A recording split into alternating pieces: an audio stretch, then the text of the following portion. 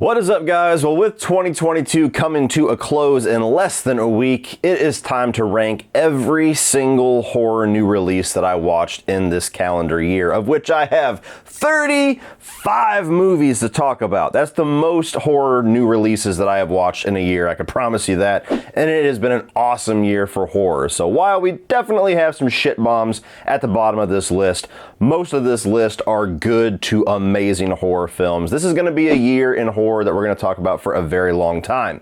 So, with that being said, I'm only including movies that I think are predominantly horror. There's a handful of movies that I've seen in 2022 that certainly have horror elements, that have a little bit of a horror flavor, a horror edge to them, and I decided just to leave those off of the list, keep this predominantly horror, and when I do my list of all of the 2022 new releases I've watched, to which I'm approaching 80 movies, you'll get those movies in that list. And finally, before we get rolling, if you enjoyed this video, please check the video description below for a link to the Haunted Hippies video. She reviewed and ranked over 80 horror films. So very similar styled video to this, but more than double the amount of movies. I can't even comprehend how you could watch that many horror movies, let alone that many movies in a calendar year. So please check that out, subscribe, support her channel.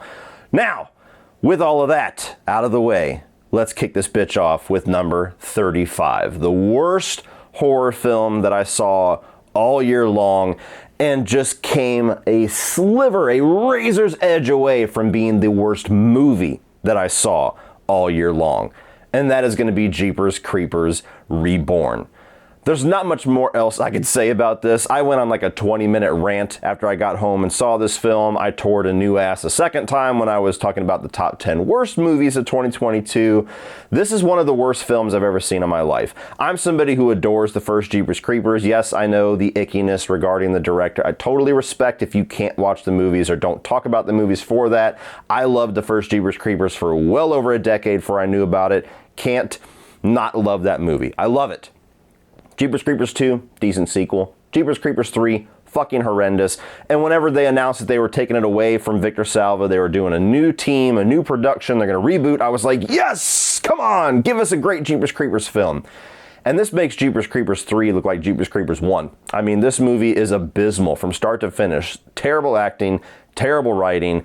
Almost every single set and background in the film looks like a really bad CG shot and a green screen shot. It's just weird to look at. The lore is thrown out the fucking window. The creeper looks horrendous. Let's have a look at it. Oh, for God's heaven's sake! I mean, there's not really anything positive I can say about the movie. It was baffling to me how bad that it was. One of the very few times that I would come home, put on the camera, and put out a video encouraging people not to give this film money because it did not deserve a cent. You fucked up! You trusted us! Hey, make the best of it. Coming in at number 34 is Dash Cam. This was a little found footage film by Blumhouse that was thrown out. I hadn't really heard any buzz about it, but I was trying to watch as many movies as I could in this year, being it was my first year as a full-time YouTuber. Gave it a shot, hoping it was going to be better than most of the other found footage films, of which I'm not a big fan of, and it was absolutely horrible. You know, it's a passable, decent enough, pretty generic found footage film all the way throughout it, but what keeps this so far down on the list is the main character. You have a character who is written and portrayed to be like the most extreme stereotype red conservative character that is like anti-mask. It's the most obnoxious stereotypical version of that person that you could think of. And that in and of itself is just annoying to me, to put that in a movie, to have as your main character. It's insufferable to be around somebody that is just playing into every single negative, like Twitter stereotype of that political stance. But when you look into it and find out that the woman that's actually playing this character is actually a form of that person in real life and has a social media following and a social media controversy for the exact same things that this character is aggravating for watching in the movie, it just seems really scummy. It just seems really weird that most likely liberal filmmakers putting the spotlight onto a horrendously annoying and offensive conservative person for the sake of drawing more hate towards them. I don't know. It's a baffling movie. It was not enjoyable whatsoever. They told me a fella can win some money, so let's win me some money. Get her done. I admire your confidence. Number 33 is Pray for the Devil. This is one of dozens of exorcism, demon possession movies that don't do anything new with that concept or with the premise. Everything in this movie, from the story to the visuals to the scares, you've seen done a dozen times and done better in other films, and that's about all I have to say about it. I saw the trailer and said I could probably write the whole plot of this movie just with watching this trailer, and by God, if I didn't watch that movie and say, yep, I could have wrote this whole movie from my car. Number 32 is going to be The Invitation, a movie that was not on my radar whatsoever, but saw a couple of trailers, I saw vampire stuff, and I was intrigued because I'm really thirsty for a new vampire flick to come out and bring it back to its horror glory. This was not that film, and unfortunately the movie actually frames the vampire stuff as a third act reveal, and it was all shown in the trailers. There is so much of the third act in the trailer of this movie, so fuck you, marketing. The reason that bad things happen to you is because you're a dumbass. And two, whenever you walk into this and you watch this movie, even if you take out the third act reveal as if you didn't know that there was vampire stuff coming, it's just not a very interesting movie. It's just a very bland, gothic romance where a mostly likable lead, a somewhat likable romantic figure in the guy that becomes like the Dracula figure by the end of it. But once the vampire stuff starts, it's just the most generic, forgettable vampire stuff. It's just Dracula's brides in a 2022 format with not a whole lot new brought to it. No thanks. Number 31 is The Cellar, another version of a haunted house film. Family moves into this creepy ass house, gets it for a steal, and then creepy things start happening. Let me ask you a question. Do you find arithmetic scary? If the answer is no, don't watch The Cellar. Number 30 is They/Them, a little Blumhouse picture that was thrown out on Peacock, and a movie that I was honestly a bit reserved and nervous to watch and review because it seemed like it was just going to be a minefield to discuss in any format whatsoever. Turned out not to be that type of movie whatsoever because it is so scared to take a stance, so scared to make a statement, so scared to offend anybody that watches it that it becomes a very bland, forgettable, and pointless experience. You have these LGBTQ characters brought to this camp that is going to be converting them to straight people, and then you have this generic slasher element that's brought in, that's kind of sprinkled throughout the movie and then becomes the forefront in the third act. And all throughout it, I'm just waiting for the movie to do anything interesting with its premise. But for all of the horrific potential of that setup, it really utilizes none of it. Number 29 is Men, the latest from Alex Garland. Loved Ex Machina, really appreciate Annihilation, gets a little too wacky in the third act for me. Men, I did not enjoy whatsoever. And it's not for the reasons that you assume. It's not because I'm offended. It's not because I think that it's woke. It's not because they called men toxic. It's none of that shit. It's because the message that they're trying to come across with, they make it very clear in the first 15 minutes, and then they just continue to repeat that exact same message. It's not a very effective movie. It's not a very creative movie in bringing forth that message. It's just become something that's hammering home one statement for 2 hours. And by the end of it, it kind of felt like they were mansplaining toxic masculinity, which is just weird and ironic. Number 28 is going to be Speak No Evil. On a technical front, on a quality front, this should be higher on the list. It's a very well-made movie. It's a very well-written movie. It's a very well-acted movie, and it's very effective in the thing that it is trying to get across. Its central message and the horror that it is bringing about. Unfortunately for me, we all have those things that we don't like to see in movies. Some people, it's sexual assault. Some people, it's animals being killed. Mine is when violence or murder or extreme graphic things happen to a child or an infant, and this movie had one of the more offensive cases of that. Before that happened, I was really infuriated with the main characters because that's intended. They're supposed to be these really insufferably stupid people that you sit there and you're screaming at the TV going, "Why the fuck are you in this situation? Run!" And then whenever it befalls what happens in the third act, I just became infuriated, and I think that was intended. So the filmmakers got the response that they wanted out of me, but it is not a response or an experience that I would call entertaining. And so while I would say this is a very quality made movie that for some is going to work much better for them than it did for me, it just pissed me off, and I don't like to be pissed off. Number 27 is Kids vs. Aliens. This is a movie that I saw at Fantastic Fest, and I think it was maybe the second night at the festival, and it was a really late screening. It was like midnight, and so by the time that we sat down to watch this, all we really knew was that it was, we knew the director's previous work, and we knew the setup, that it was going to be these Stranger Things setup of kids versus this alien invasion. It sounded fun enough for a midnight screening, and I just didn't feel like the premise really was well executed in this movie whatsoever. I didn't find most of the kids to be really all that engaging or entertaining. There's a bully character in this movie that they just go so far with how evil and how just narcissistic and how sociopathic that he is that it kind of becomes a turnoff when he does something in the third act.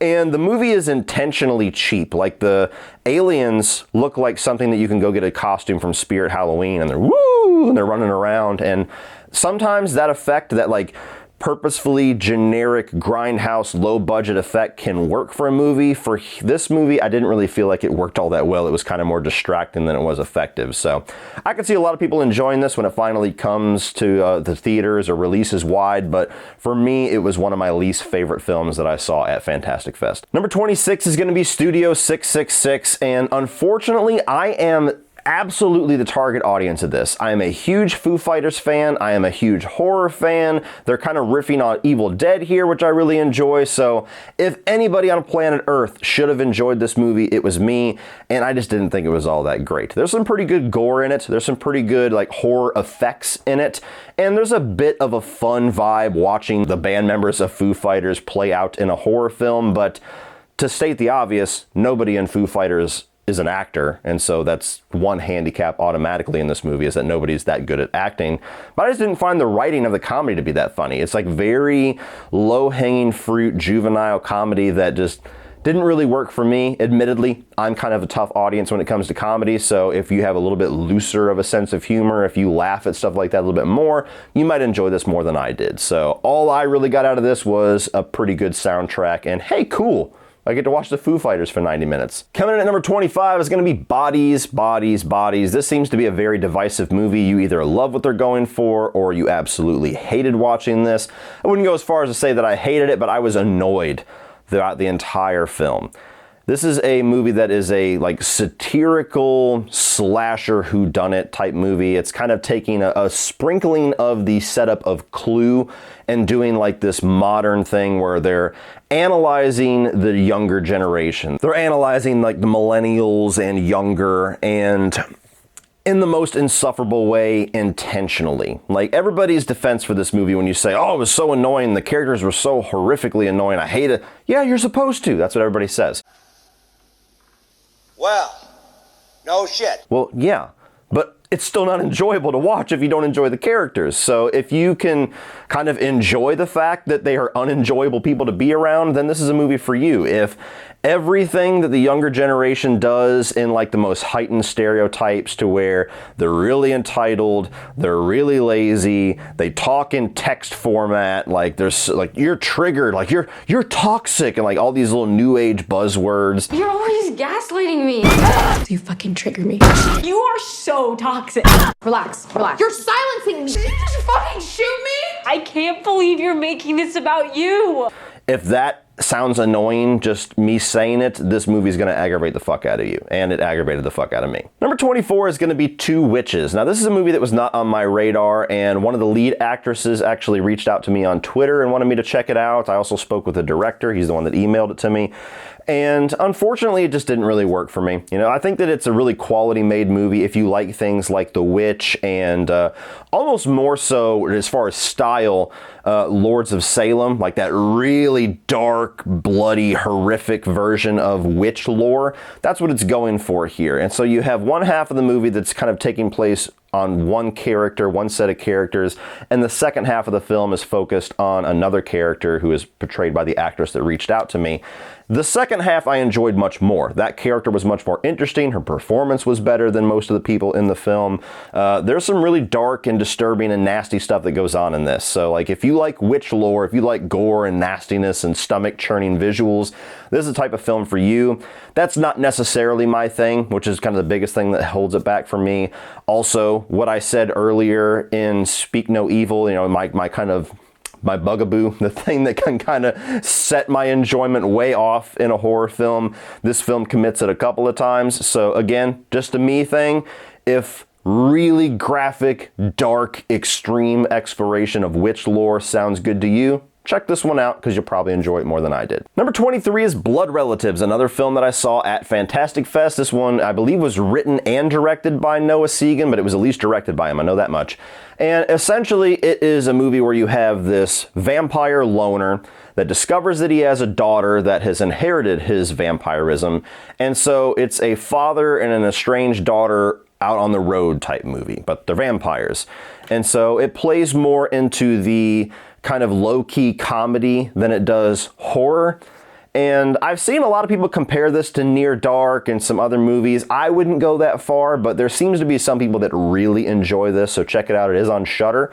For me, I didn't feel like it was funny enough in the comedy side of things, and I didn't feel like it was extreme enough in the horror side of things. So all around, the movie just, I wouldn't go as far as to say it was bland, but it just didn't really have much of an impact for me with any of the things that it was going for. You know, two likable lead characters, but just didn't pack enough of a punch, didn't pack enough of a bite for a vampire comedy road flick. Number 22 is going to be Day Shift. This was a movie released on Netflix, I believe, with Jamie Foxx playing a vampire hunter. And I'll be completely honest with you, I don't remember specifically what held this movie back for me. I just felt like it wasn't really as funny or as cool or action-packed or horrific as it could have been. Very similar criticisms to what I just said with Blood Relatives. It was fine. It was mildly enjoyable. I enjoyed it enough, but it was forgettable. Hence why, just a couple months later, I can't really remember to tell you what happened in the movie that didn't make it higher on the list. 21 is going to be VHS 99, another film I saw at Fantastic Fest. Now, I have only ever seen the first VHS film. I've never seen any of the others. I've heard that VHS 94 is the best one, so I need to check that out apparently.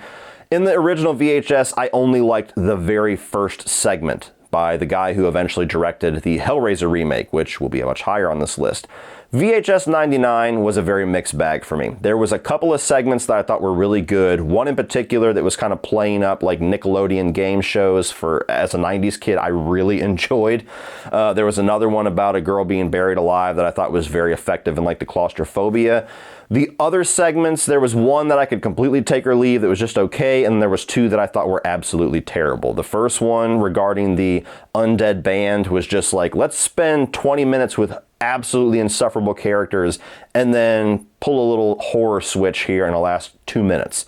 And then there was one that closes out the movie regarding two characters being like transported to hell that I didn't enjoy whatsoever either. So very mixed bag. Not really a big fan of horror anthologies to begin with. I can count on one hand how many I have really enjoyed. And so this just kind of gets thrown into that pile of, yeah, there's that one segment that's awesome. The rest of them, Number 20 is going to be Crimes of the Future, and this is actually the most recent watch. This is one that I watched last night. It was the final horror film that I was going to watch for 2022 before sticking my feet in the sand and putting this ranking out here. This is the newest David Cronenberg film, and that has a lot of promise just in that one statement. One of the most iconic horror directors of the 80s, probably the most iconic horror director as far as body horror is concerned, and I knew absolutely nothing about this film. I wanted to go check it out in theaters just because of his name, but it was not playing anywhere near me, and so I finally checked it out last night, and this is without a doubt the weirdest fucking movie of 2022, of which it has some stiff competition, because like the last 3 movies I watched this year were all pretty fucking weird. But this one's very strange. Essentially, it's post-apocalyptic. Humans have evolved to where they no longer experience pain. They no longer experience infection. And so because of that, people can have open surgery while they are conscious and awake. And the fact that they don't have pain anymore kind of fucks up their experience and their spectrum as far as pleasure. A little bit of a Hellraiser theme in there. And so surgical shit has kind of become the new sex. Yes, I could stop there and it's already the weirdest film of 2022. Take a little off the shoulder, the elbow, shave a little meat off the old kneecap. Ooh. And so with that setup, you're following Viggo Mortensen, who is a guy who has evolved into the ability to be able to just spontaneously Bud new internal organs. And so him as well as his performing partner kind of do this performance art sexual show to where they continuously surgically open him up and take out one of his fresh new organs in front of a crowd.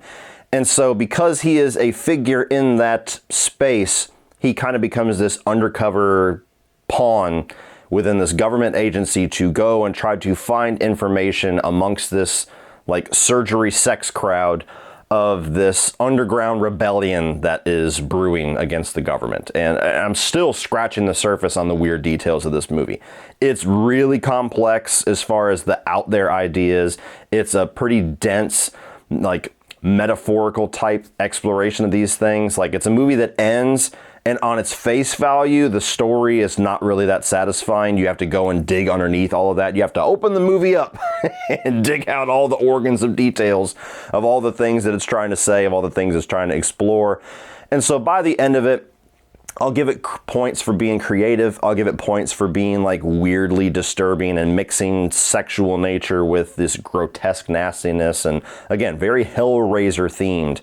But I just didn't find it to be all that interesting. And by the end of it, I knew it was one of those movies that I'm going to have to kind of think about and research and read about and kind of look into the themes.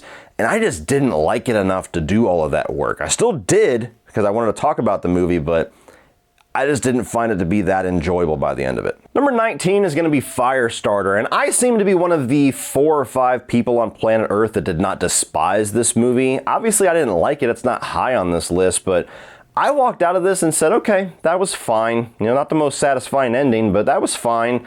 And I walked out, got home, and everybody just annihilated this movie. And it's been on so many worst of the year lists that I've seen so far. Almost everybody that's talked about it has been in a very negative light.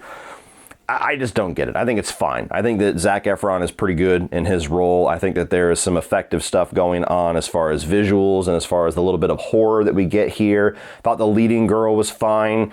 I've never been a big fan of the original film with Drew Barrymore, so I certainly did not walk in with that baggage. Maybe if you did, then this was easy to say. It was not a very good retelling of that story, but I just thought it was okay. It was totally passable of an experience for me. I didn't hate the fact that I watched it, and I actually paid to see it in theaters, so I don't know.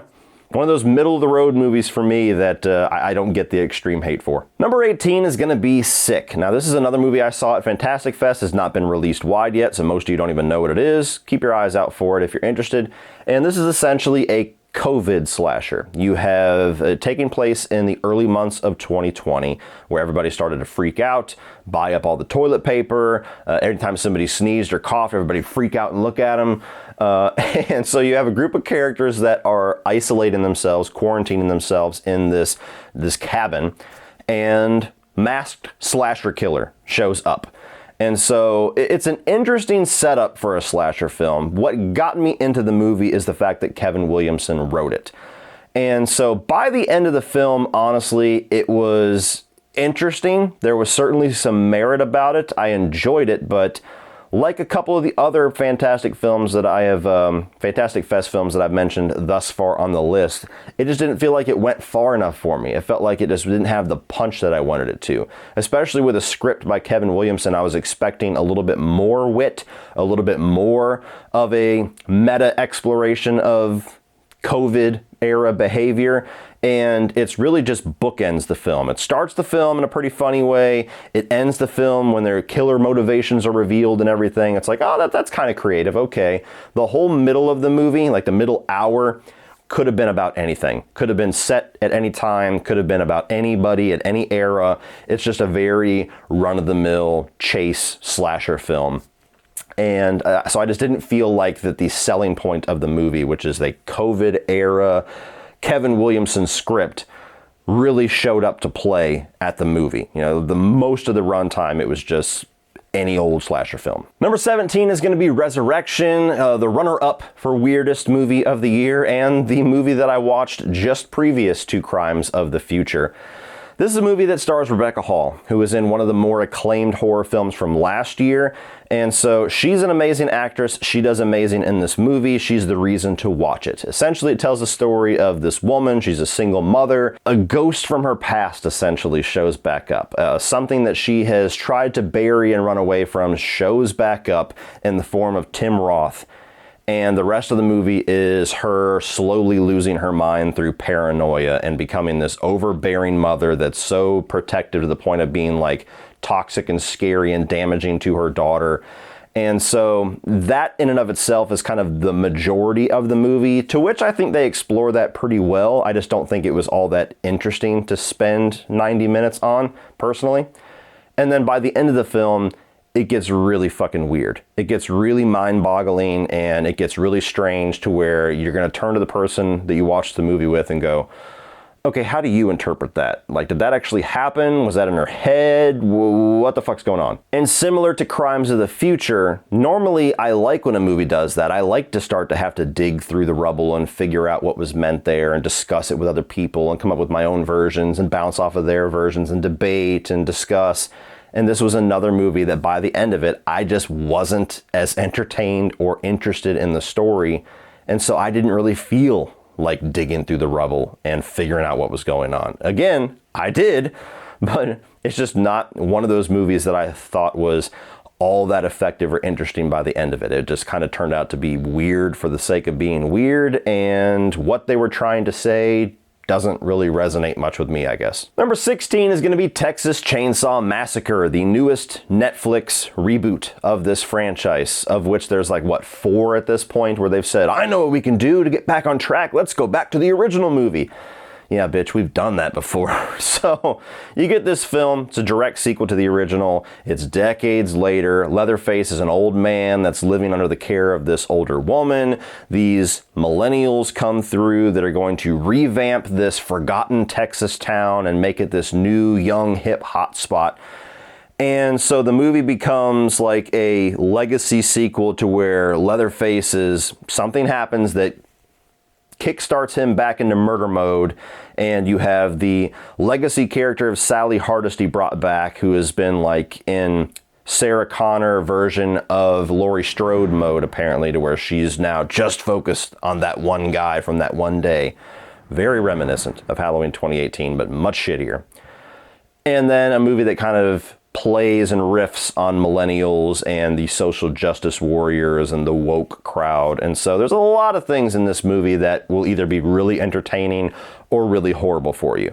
For me, again, totally middle of the road movie. I didn't think that it was as horrible as everybody made it out to be. I certainly did not think that it was one of the best of the franchise, like a few individuals seem to have thought it was. To me, it was just passable.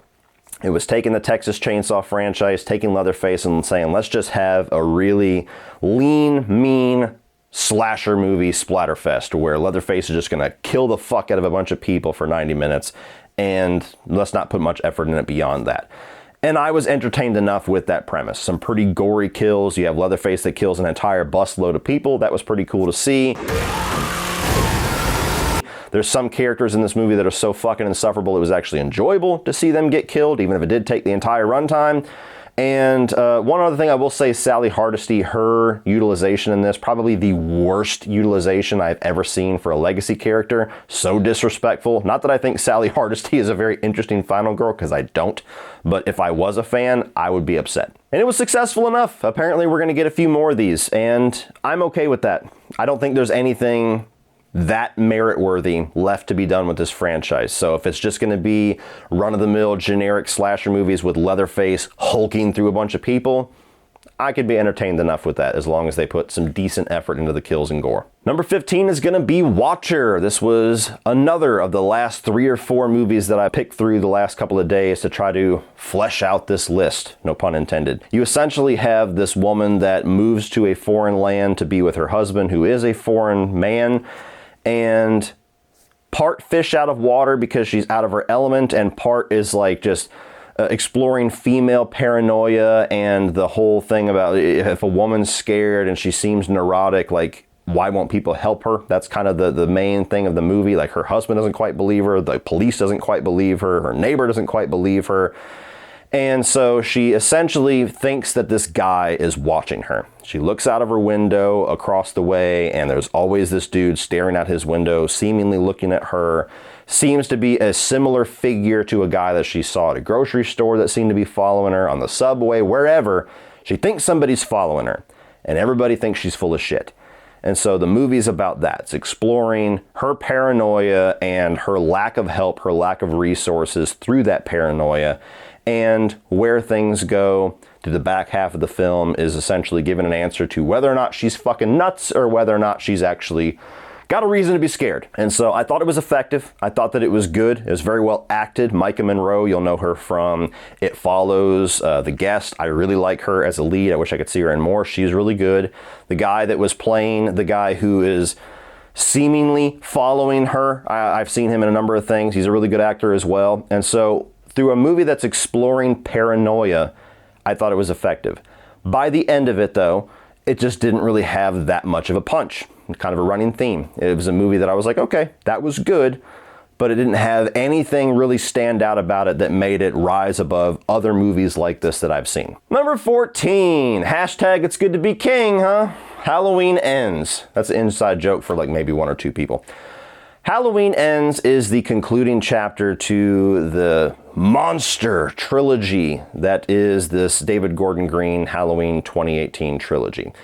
And I'm somebody who I like Halloween 2018, but from the get-go, I never thought that it was this instant classic that a lot of people made it out to be. I was much less of a fan of Halloween Kills, and so my anticipation, my hype level, my excitement for Halloween Ends was very minimal. I walked into this and saw a movie that I knew without a doubt, could have bet testicles on it, that this was going to piss fans off. And I was still able to mostly enjoy it. I certainly like this more than Kills. I didn't quite like it as much as Halloween 2018, but it's one of those middle of the franchise movies to me to where I think there's some interesting ideas here. I think there's some interesting things being explored here. There's also a lot of baffling decisions made that make no sense whatsoever to me, especially in the context of a concluding chapter of a trilogy. And so I'm firmly in the middle of the long, heated, loud debate that's been going on since mid-October, to where you have people that think this is the most brilliant thing that they've seen from Halloween in decades, and people that think that David Gordon Green just stomped on their fandom nuts and they want blood. What did you do? What did you do? I'm in the middle.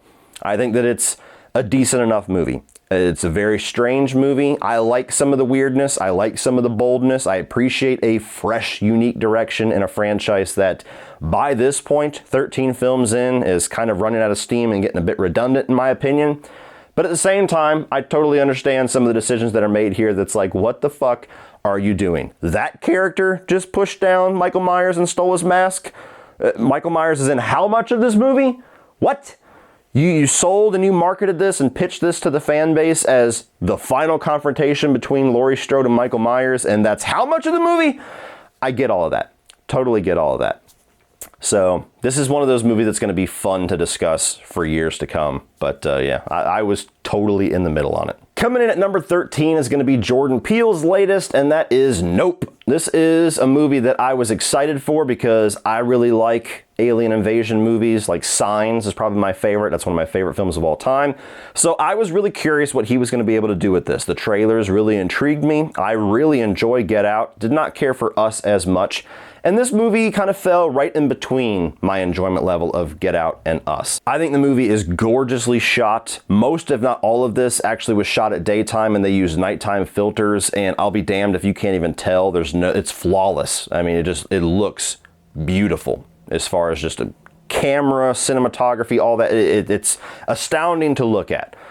I think that the acting in the movie is awesome. I really enjoy and appreciate all of the people in this, from the newer crowd like Daniel Kaluuya, even down to some veterans that we don't see too often anymore like Michael Wincott. Really enjoyed the cast here. There is segments of this movie that I think is really well done, really effective, creepy, tension-filled. There's a lot of intrigue. It's a movie that holds your attention all the way through, But where it fails for me is where Us failed even more spectacularly, which is where the metaphors and the symbolism and the creative stuff that Jordan Peele is trying to do kind of undercuts the logic of his film and kind of undercuts the base surface level story that's going on. So you have alien invasion movie. There's a flying saucer that is sticking around this little desert movie studio area, and these characters are trying to get a image of it, trying to get a video of it so that they can become rich and famous. That's the setup of the movie. And where the movie eventually goes by the third act and what themes they're trying to explore, what the actual meaning of certain things are, what it's trying to say, kind of starts to chip away at the integrity of the base level story. And so I felt like Get Out did that masterfully. I felt like Us completely fucked it up. And I felt like this movie fell in the middle to where it didn't completely fuck it up, but there was certainly a lot of stretches, a lot of, having to cover your eyes and say, don't ask too many questions, just marvel at how smart of a writer I am. Yeah, that's Jordan Peele's worst tendency for me. I love what the dude does. He's totally got my attention. I'm going to continue to go watch his films day one. He's one of the more exciting filmmakers that have come out here recently, but I just wish he would rein in his need to always be metaphoric and symbolic. Number 12 is one of the bigger surprises of the year, and that is Smile, another film that I saw at Fantastic Fest. It was actually the first movie I saw, and it was the world premiere.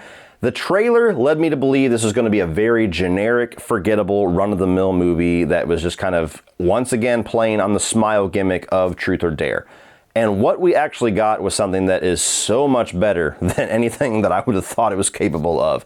It's still a movie that's very reminiscent of other films. It follows The Ring. Like, there's a lot of familiarity with the story, with the beats, with the direction that it goes.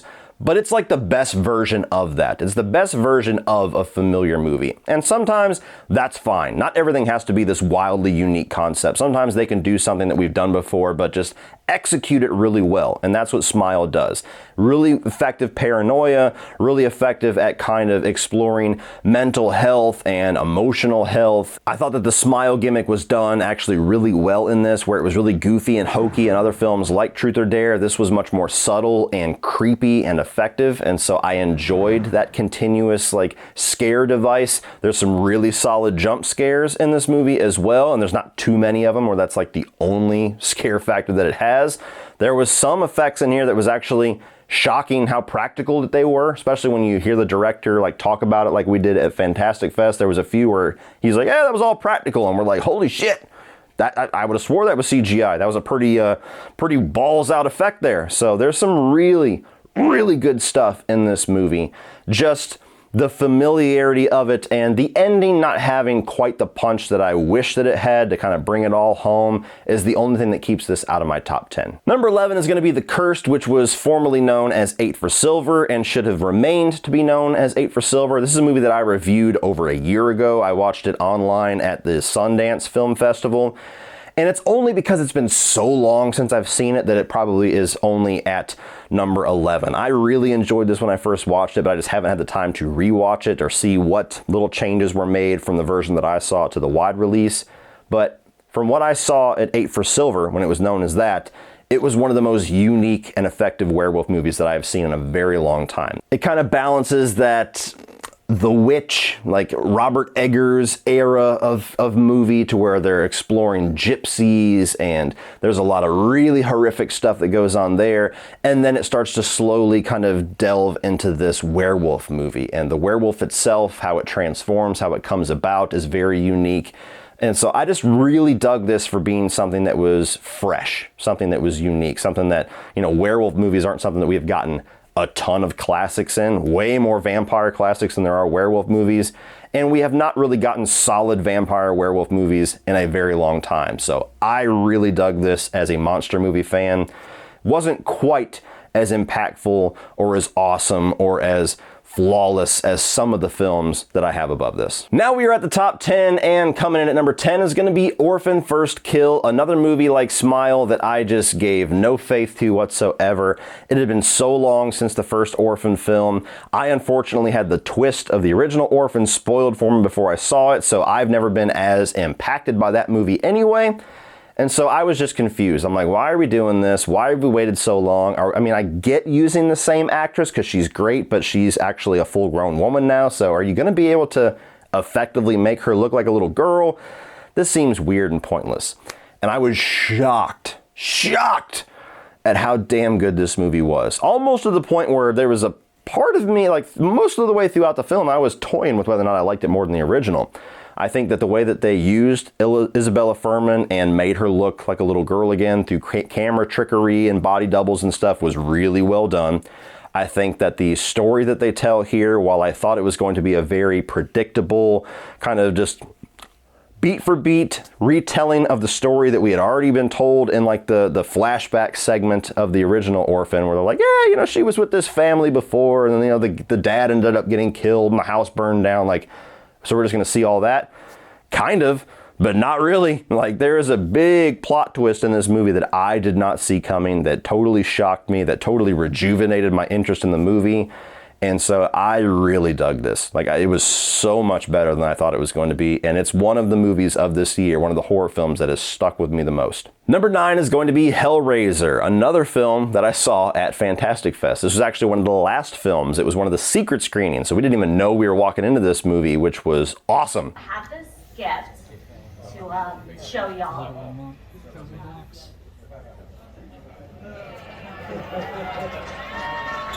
What the fuck? Wow. We got the new Hellraiser.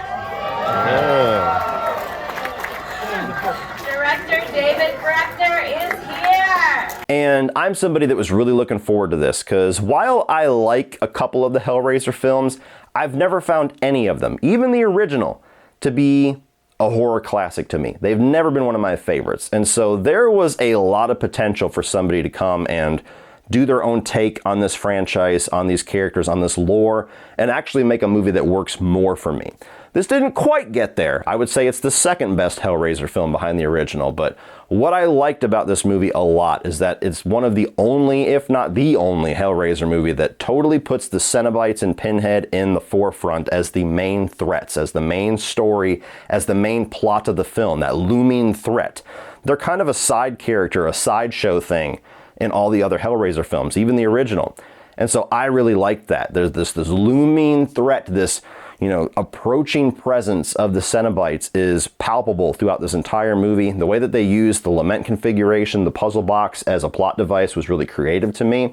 There's some really solid kills in here, some really good gore, some good practical effects. The way that they do like the world shifting effects, I'm sure all of those weren't practical. There's a lot of CG in there, but it was really well done as well.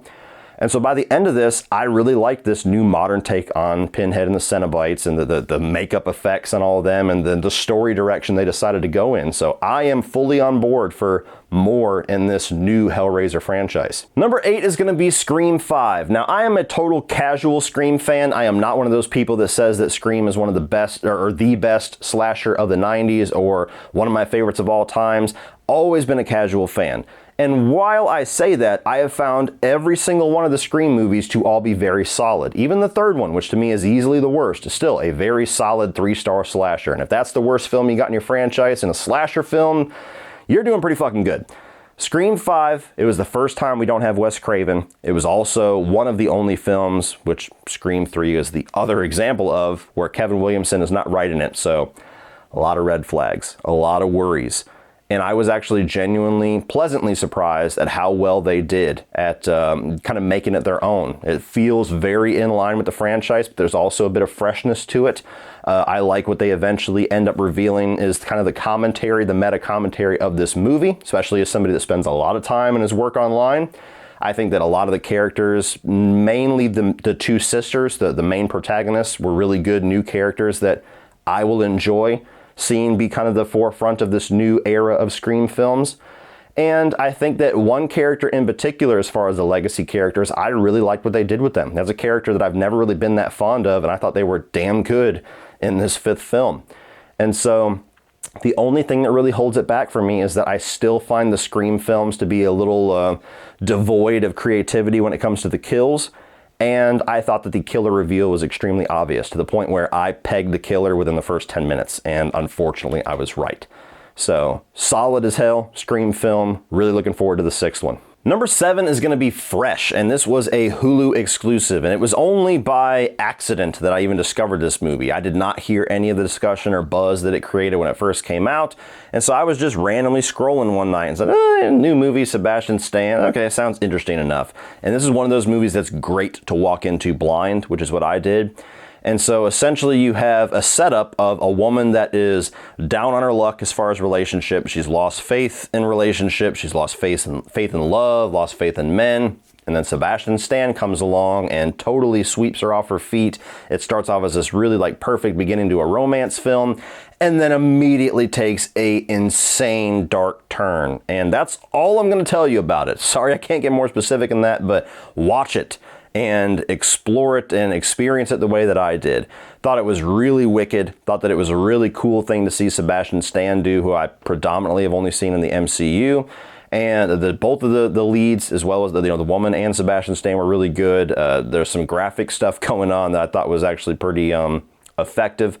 And it's a movie that kept me guessing and kept me interested pretty much all the way throughout it. Didn't end in the most impactful note. I felt like the first 2 acts were a bit more intriguing than the 3rd act. Is the only thing that holds it back, but very solid movie that came out of nowhere for me. Number 6 is Bones and All, another film I saw at Fantastic Fest, and I walked in completely blind. All I knew about it was the guy that directed the Suspiria remake and Timothée Chalamet. I didn't know anything about the premise of this film.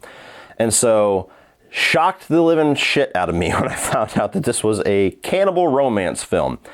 And so you have these 2 characters. Essentially, the lore of this movie is that there are certain humans that are born with this uncontrollable need to consume human flesh. It's like a disease or a condition, and they're called eaters.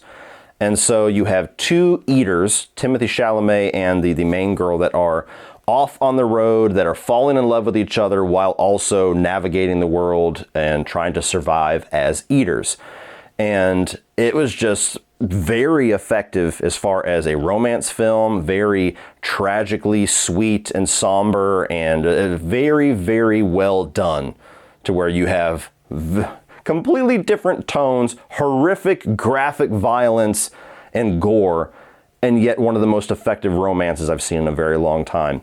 And so by the end of it, it ended up being one of my favorite films of the festival. It was one of the movies that I was recommending to everybody to check out. So if you like cannibal stuff, if you like romance with a very dark twist to it, definitely check this out, because everybody is great in this. But Mark Rylance especially is the one that steals the show. That dude was fucking creepy in this movie. Number 5, the victory story of 2022, Terrifier 2. Another film that I saw at Fantastic Fest. It was the very first night of the festival. I saw it at a midnight screening with a bunch of rowdy horror fans there at midnight to watch a 2-hour and 20-minute Terrifier film. And I was 2 rows back from Damien Leone and David Howard Thornton and some of the other cast and crew. I saw this movie in the coolest possible context to watch it for the first time. With that being said, I'm not the biggest fan of the first Terrifier, never have been. I think it's fine, I get the appeal to it, but for me personally, it always felt like more of a proof of concept than an effective movie. The story, the characters absolutely were the afterthought. Art and the kills were what was on showcase there. And so when I walked into this knowing how I felt about the first film, and that I was about to experience 2 hours and 20 minutes of that, I was nervous. I did not have the highest expectations for this, but I was ready. I was ready for this rowdy-ass movie with this crowd.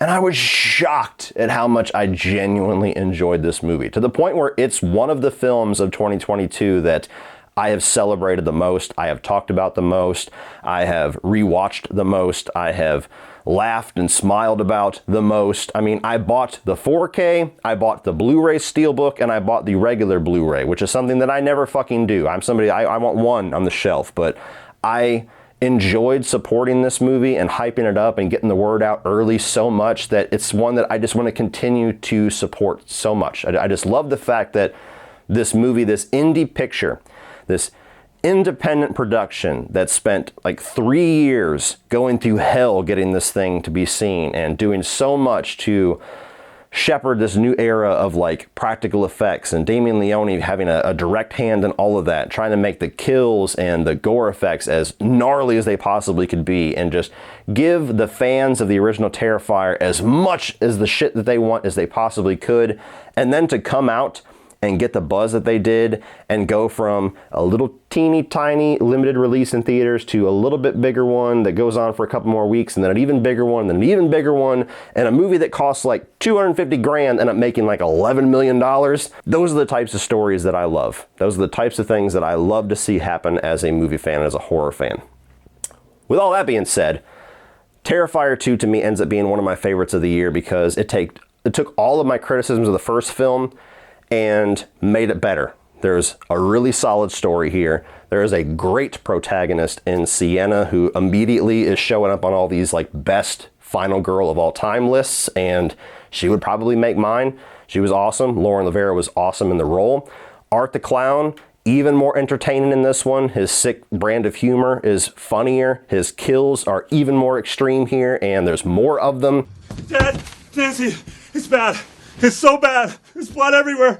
Even though there's 2 hours and 20 minutes of it, I didn't really feel that runtime until maybe the last 10 minutes, so it wasn't like this insane, overly long movie that I was expecting it to be. Still could have been cut down, but I appreciate the fact that they were just trying to give as much access to the fans as possible. And I really dug what they did. I mean, it's very rarely do I not really get bought into a franchise and then the sequel comes out and it's like, okay, here's all the shit that you wanted, asshole. What do you think now? And I'm like, yay, I'm on board. So yeah, fully on board for Terrifier 3. Happy to see all the success that Terrifier and Damien Leone and everybody involved with this has been getting. And I'll continue to sing its praises. So after you get done with this, go buy the Blu-ray, bitches. Number 4 is going to be Pearl. Now, I have yet to talk about X, but I will say that just the fact that we got 2 horror films within the same franchise in less than a year that are both damn near 5 out of 5 movies is something that is unprecedented. And the fact that we have a third one that is not too distant in the future, that no reason to expect it's not going to be on that same level, is just fucking awesome. This X trilogy is the biggest surprise of the year by a landslide for me.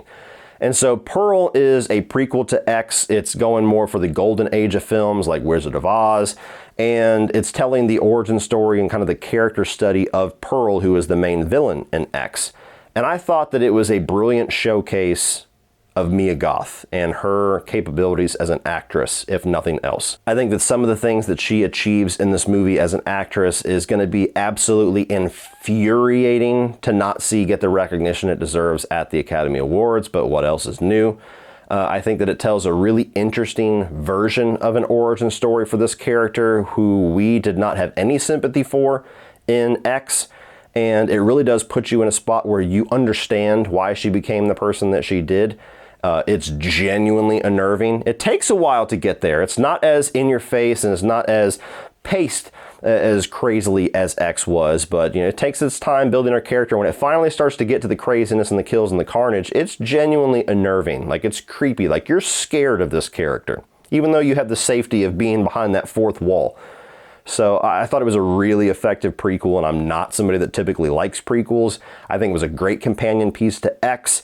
And while I did not prefer it to X, obviously, it still ends up being one of my favorite horror flicks of the year. Number 3 is going to be The Black Phone, easily one of the best stories of the year. To me, that was the main thing that I walked away with this movie. I actually drove almost 2.5 hours to Jacksonville, Florida to see an early screening of this, and so almost a 5-hour round trip to go see this movie, and it was worth every single mile. I loved the story. I loved this character. Both of the characters, the protagonist and the antagonist. I think that the grabber and Ethan Hawke's performance is instantly iconic. I think that the mask was awesome. Just a really solid horror thriller setup of this kid put in this horrific situation and has to rise and triumph and survive this isolated, horrific situation. I thought it was so damn good. And the way that they recreated the 70s and had that 70s grain and had the vehicles and the clothes and the music was great escapism.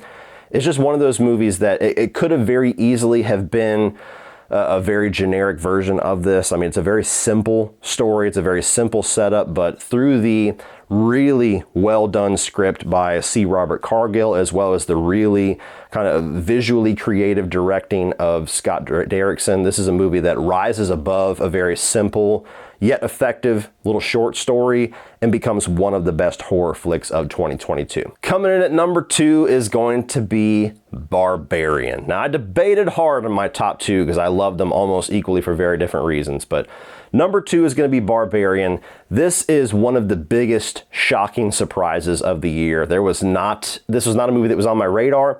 I started to hear whispers of it maybe a couple of weeks before it came out. I never watched a trailer, never read a plot synopsis, didn't look at any stills, nothing. Walked in completely blind. I'm telling you guys, that's the best way to watch horror films nowadays. I walked in blind, and what the fuck did I just experience? This is a movie that just changes its direction, changes its pace, and just makes a hard left turn multiple times throughout the movie to where you cannot predict where it's going. I'm sorry, I have not talked to or met a single person that has said anything short of, I had no fucking clue where this was going. And I'm somebody I've watched a lot of movies. I consider myself to be a pretty smart person, and more oftentimes than not, that fucks me, because I'll watch a movie and be like, I kind of think it's going in this direction, and then it'll totally ruin whatever surprise is coming, because I tend to be right. This is a movie where I watch the first act and I go, I think I know where this is going. Nope, completely wrong. And then the second act starts, I think I kind of see where it's going. Nope, completely wrong. And I loved having that experience. I love being able to sit back and just be shocked and surprised all throughout the runtime of a movie where I had no fucking clue where it was taking me, but I could not wait to get there. It was sick, it was twisted, it was disturbing, it was gnarly, it was ballsy, it was wacky, it was weird, it was wild, it was everything that I go to a horror film for in spades.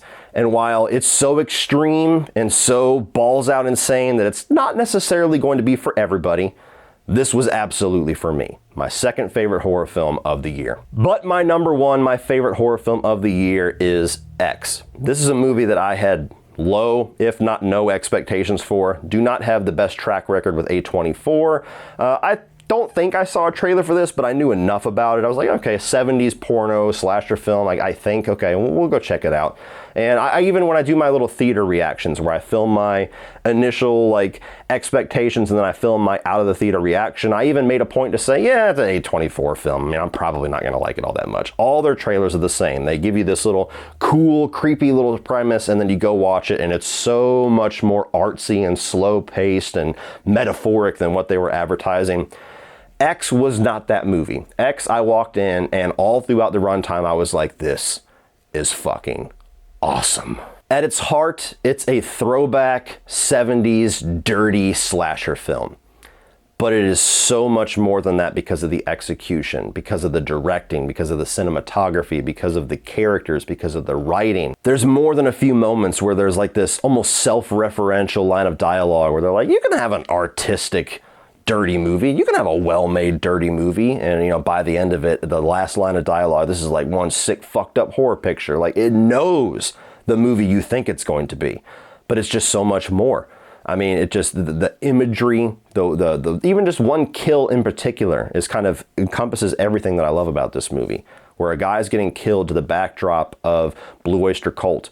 And as he's being killed, the blood is getting sprayed onto the headlights that are near him, and it just paints the whole scene in red. And it's just little tiny artistic details like that all throughout the movie that makes this, on a technical level, something that reaches so much higher than what horror and slashers typically reach for, while telling a very basic, dirty slasher movie story. And the way that Mia Goth is both one of the protagonists as well as the main villain of Pearl, it was just such an awesome experience, something that was such a surprise that even if this was all we got, it probably would still be my number 1 movie of the year, and I would still be telling you this was it. This was horror in 2022 in a nutshell, was this awesomeness. But the fact that it was the kickoff to a trilogy, fuck yes, I'm here for all of it. So much like a lot of the horror of 2022. This came out of nowhere. This was not on my radar. This surprised me. And this reached heights that horror rarely reaches. And so to round out a phenomenal year of horror films, my number 1 is X. Well, that's it for this one, guys. If you enjoyed this, please click over here for a playlist of all of my 2022 new release reviews, and I'm also going to put a playlist up here of all of my end of the year best and worst list, of which this will be a part of.